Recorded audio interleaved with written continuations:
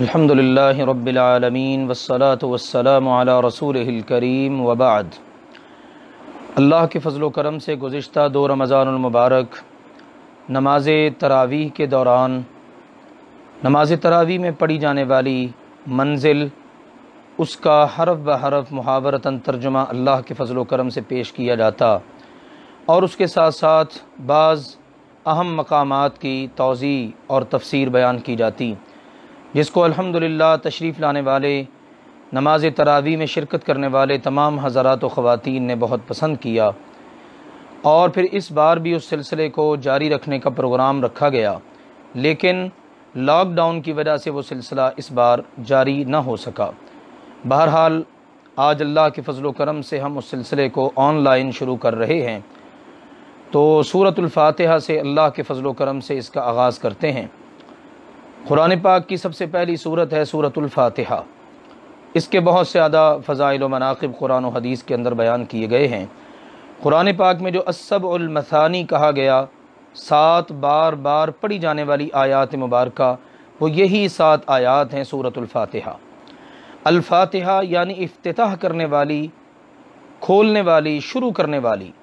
چونکہ قرآن پاک کا آغاز اس سورت سے ہو رہا ہے، لہذا اس کو کہتے ہیں سورۃ الفاتحہ، اور یہی وہ سورت ہے جس کو رسول اکرم صلی اللہ علیہ وآلہ وسلم نے اعظم سورت قرار دیا ہے، سب سے بڑی اور عظیم سورت قرآن پاک کی، اور یہی وہ سورت ہے جس کو رقیہ قرار دیا گیا ہے، یعنی اگر آپ اس سورہ مبارکہ کو پڑھ کر کسی مریض کو دم کریں، اللہ اپنی رحمت سے اس کو شفا عطا کر دیتا ہے۔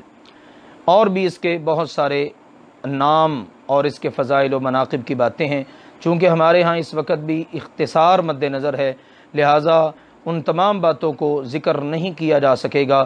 ہماری توجہ انشاءاللہ تعالی قرآن پاک کے ترجمہ پر ہوگی، تاکہ ہم ترجمہ ایک بار سن سکیں اور ہمیں اندازہ ہو سکے کہ اللہ ذوالجلال والاکرام نے اپنے کلام پاک کے ذریعے ہمیں کیا ارشاد فرمایا ہے۔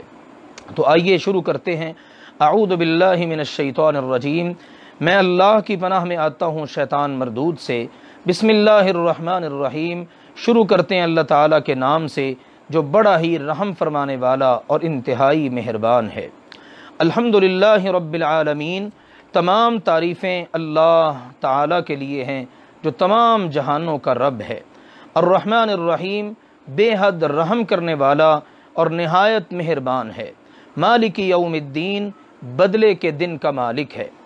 یہ ہے وہ سورہ مبارکہ کہ جس کے بارے میں رسول اکرم صلی اللہ علیہ وآلہ وسلم نے فرمایا، اللہ تعالیٰ کا فرمان ہے، قسمت الصلاۃ بینی و بین عبدی، میں نے نماز کو اپنے اور اپنے بندے کے درمیان تقسیم کر لیا ہے۔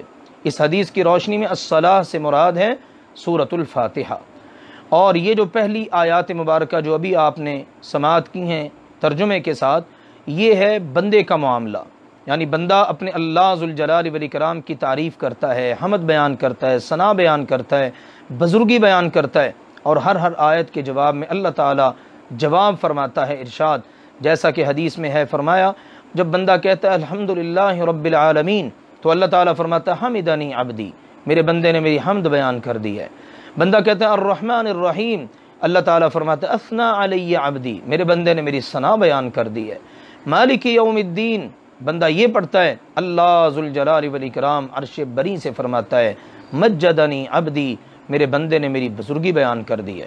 سبحان اللہ، کیا تعلق ہے اللہ کا اور بندے کا، اور کیا شان ہوگی اس وقت کہ جس وقت بندہ زمین پر یہ پڑھ رہا ہو اور عرش بری پر اللہ تعالیٰ یہ فرما رہا ہو۔ اس کے بعد ایاک نعبد و ایاک نستعین، ہم صرف آپ ہی کی عبادت کرتے ہیں اور صرف آپ ہی سے مدد مانگتے ہیں۔ اللہ تعالیٰ کا فرمان ہے اس آیت کے جواب میں، یہ حدیث قدسی ہے، اللہ تعالیٰ فرماتا ہے ھذا بینی و بین عبدی، یہ ہے میرا اور میرے بندے کا تعلق، یہ میرے اور میرے بندے کے درمیان ہے۔ اس کے بعد اب اگلی باتیں، بندہ اللہ ذوالجلال والاکرام سے سوال کرتا ہے، اب اپنی التجا رکھتا ہے، اہدنا الصراط المستقیم، ہمیں صراط مستقیم پر چلا دیجئے، اگر ہم چل رہے ہیں تو اے اللہ ہمیں اس پر استقامت عطا کر دیجئے، ہمیں صراط مستقیم پر ہمیشہ گامزن رکھنا، صراط الذین انعمت علیہم، ان لوگوں کے راستے پر جن پر آپ نے انعام کیا، غیر المغضوب علیہم ولا الضالین، نہ کہ ان کی راہ پر کہ جن پر غضب کیا گیا اور نہ ہی گمراہوں کی راہ پر۔ انعمت علیہم، جن پر اللہ تعالیٰ کا انعام ہوا وہ کون ہے؟ سورۃ النساء کی آیت میں اللہ کا فرمان ہے النبیین، وہ نبی ہیں، الصدیقین، الشہداء، الصالحین، یہ 4 قسم کے لوگ ہیں جو انعام یافتہ ہیں۔ مغضوب علیہم سے مراد یہود ہیں، اور جو گمراہ ہوئے اس سے مراد ہیں عیسائی نصارہ۔ یہ اللہ ذوالجلال والاکرام کی طرف سے اترنے والی سب سے عظیم الشان سورہ مبارکہ ہے، سورۃ الفاتحہ۔ اور حدیث کے اندر آتا ہے اللہ ذوالجلال والاکرام نے نبی اکرم صلی اللہ علیہ وسلم کو 2 نور عطا فرمائے، ایک ہے سورۃ الفاتحہ اور دوسرا ہے سورۃ البقرہ کی آخری 2 آیات مبارکہ۔ تو محترم و معزز سامعین و ناظرین، یہ سورۃ الفاتحہ ہے، دیکھیے اس کا ترجمہ کتنا خوبصورت ہے۔ اگر ہمارے دماغ میں ترجمہ ہو اور زبان پر ہم یہ آیات مبارکہ پڑھ رہے ہوں تو نماز میں کیا لطف پیدا ہو۔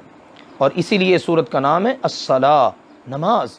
نبی اکرم صلی اللہ علیہ وسلم کا فرمان مبارک ہے لا صلاۃ لمن لم یقرأ بفاتحۃ الکتاب، جو نمازی نماز میں یہ سورۃ الفاتحہ نہیں پڑھے گا نا اس کی نماز نہیں ہوگی، بھلے وہ نماز فرض ہو، نفل ہو، سنت ہو، آپ اشراق ادا کریں، آپ نماز جنازہ ادا کریں، آپ انفرادی نماز ادا کر رہے ہیں، آپ جماعت کے ساتھ نماز پڑھ رہے ہیں، فرمایا جس نماز میں سورہ فاتحہ نہیں نہ ہوگی وہ نماز نہیں ہوگی۔ لہذا آئیے اس سورت کو، اس کا پورا ترجمہ اور پورے وثوق یقین کے ساتھ اس کو دل و دماغ میں رکھتے ہوئے اپنی زبان سے انشاءاللہ ادا کریں، پھر دیکھیے نماز پڑھتے وقت کیسا لطف پیدا ہوتا ہے۔ اس کے بعد اس سورت کو پڑھنے کے بعد آمین پڑھنا چاہیے۔ نبی اکرم صلی اللہ علیہ وسلم کی یہ تلقین ہے، اور آپ نے یہاں تک فرمایا اذا امن الامام فامنوا، جب امام آمین کہے سورہ فاتحہ پڑھنے کے بعد تو تم سب بھی آمین کہو۔ جس کی آمین فرشتوں کی آمین سے موافقت کر جائے گی، فمن وافق تأمینہ تأمین الملائکہ، جس کی آمین فرشتوں کی آمین سے موافقت کر جائے گی، غفر لہ ما تقدم من ذنبہ، اس کے گزشتہ تمام گناہ معاف کر دیے جائیں گے۔ سبحان اللہ، روزانہ کی بنیاد پر ہمیں کتنے مواقع ملتے ہیں؟ 6 مواقع تو کنفرم ہے نا، 2 فجر میں، 2 مغرب میں اور 2 عشاء میں۔ اب الحمدللہ نماز تراویح کے مواقع ہیں، ان کو بھی اگر ہم شامل کر لیں تو ایک دن میں کتنے مواقع مل رہے ہیں کہ ہم اپنے اللہ سے اپنے گناہوں کو معاف کروا سکتے ہیں۔ تو یہ ہے وہ سورہ مبارکہ، اس کو سورۃ الفاتحہ بھی کہتے ہیں، اس کو سورہ الصلاح بھی کہتے ہیں، اس کو سورہ الحمد بھی کہتے ہیں، القرآن العظیم بھی کہتے ہیں، ام القرآن بھی کہتے ہیں، ام الکتاب بھی کہا جاتا ہے۔ یہ وہ عظیم الشان سورہ مبارکہ ہے، اگر آپ اس کو پڑھ کر کسی مریض کو دم کریں تو اللہ اس کو ضرور شفا عطا کرتا ہے۔ آپ اس کو پڑھ کر اللہ ذوالجلال والاکرام کی تعریف اور توصیف بیان کریں تو اللہ ذوالجلال والاکرام اس کو پسند فرماتا ہے، اس کو قبول فرماتا ہے۔ اللہ ذوالجلال والاکرام ہم سب کو قرآن پاک میں اللہ کا یہ پیغام سمجھنے اور اس کے مطابق عمل کرنے کی توفیق عطا فرمائے۔ وآخر دعوانا ان الحمد للہ رب العالمین۔